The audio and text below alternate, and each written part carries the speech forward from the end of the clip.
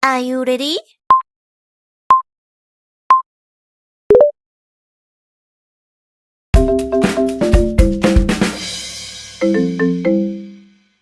Assalamualaikum warahmatullahi wabarakatuh. Perkenalkan, kami dari kelompok 5 yang beranggotakan saya sendiri, Nia Suci Ramadhani, Aminah, Rismawati, Siti Iklimah Najwa, dan Siti Zahara. Sebelumnya saya akan menjelaskan apa itu attending. Nah, dalam konteks konseling, istilah attending merujuk pada kehadiran atau perhatian penuh dari seorang konselor terhadap klien mereka. Di sini konselor mendengarkan dengan seksama dan menunjukkan ketertarikan serta perhatian terhadap apa yang sedang diungkapkan oleh klien. Selanjutnya yaitu keterampilan membuka percakapan. Keterampilan membuka percakapan dalam konseling sangatlah penting karena dapat mempengaruhi arah dan kualitas sesi konseling. Di dalam keterampilan membuka percakapan ini ada beberapa item.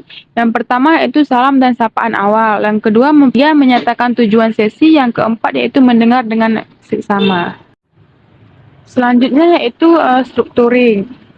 Strukturing dalam konseling mengacu pada kemampuan konselor untuk memberikan kerangka atau arahan pada interaksi konseling. Jadi ini melibatkan pada pengaturan agenda, penetapan tujuan, dan membimbing percakapan agar fokus pada isu-isu yang relevan.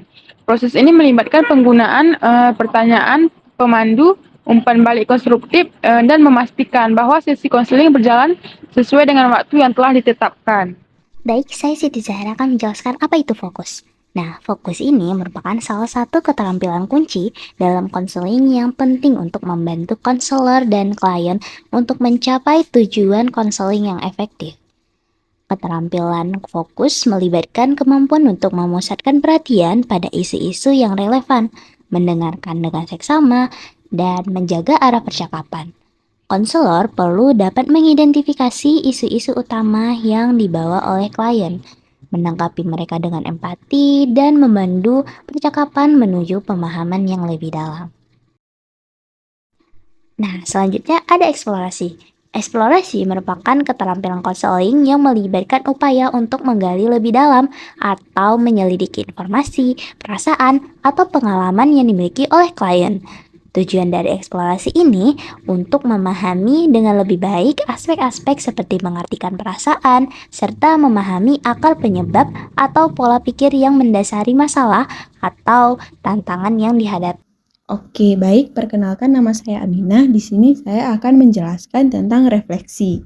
Nah, refleksi dalam keterampilan konseling merujuk pada kemampuan konselor untuk mencerminkan atau mengulang kembali perasaan si klien. Ada 3 jenis refleksi, yaitu refleksi langsung, merupakan mengulang kembali atau merangkum apa yang dikatakan oleh si klien. Yang kedua, refleksi perasaan, merupakan menangkap dan menggambarkan perasaan yang mungkin sedang dirasakan oleh klien. Dan yang terakhir, refleksi konflik, mencerminkan konflik internal yang mungkin dialami oleh si klien. Nah, selanjutnya ada parafrase. Parafrase dalam keterampilan konseling merujuk pada kemampuan konselor untuk menyatakan kembali atau merumuskan kembali isi percakapan klien dengan kata-kata mereka sendiri.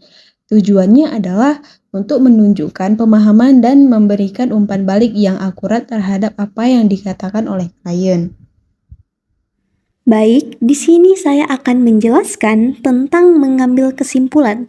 Mengambil kesimpulan dalam proses konseling merupakan langkah penting untuk merangkum, mengevaluasi, dan mengintegrasikan informasi yang telah dibagikan selama sesi berlangsung. Ini melibatkan kemampuan konselor untuk menyimpulkan pokok-pokok percakapan, mengidentifikasi pola atau tema yang muncul, dan menarik kesimpulan yang relevan. Nah, yang terakhir ada yang namanya konfrontasi. Konfrontasi dalam konseling adalah suatu tindakan di mana konselor dengan tegas dan terbuka menghadapi atau membahas perbedaan, ketidaksesuaian, atau konflik yang mungkin muncul dalam pikiran, perilaku, atau perasaan klien. Konfrontasi harus dilakukan dengan penuh kehati-hatian dan sensitivitas. Sekian dari kelompok kami, lebih dan kurang kami mohon maaf. Wassalamualaikum warahmatullahi wabarakatuh.